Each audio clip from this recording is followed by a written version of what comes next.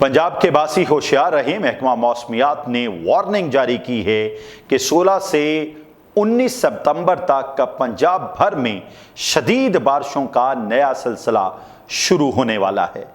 लाहौर, रावलपिंडी, मरी, गलियात, सियालकोट और गुजरात समेत कई शहरों में बादल जमकर बरसेंगे। पीडीएमए के मुताबिक नदी नालों में तोगयानी और नशेबी इलाकों में पानी भरने का खतरा है। आवाम से अपील है कि दरियाओं के किनारे और ख़तरनाक मकामात पर जाने से गुरेज करें, गैर ज़रूरी सफ़र ना करें और किसी भी एमरजेंसी में हेल्पलाइन 1129 पर फ़ौरन राब्ता करें। ये सिर्फ बारिश नहीं बल्कि ज़िंदगी का इम्तिहान है।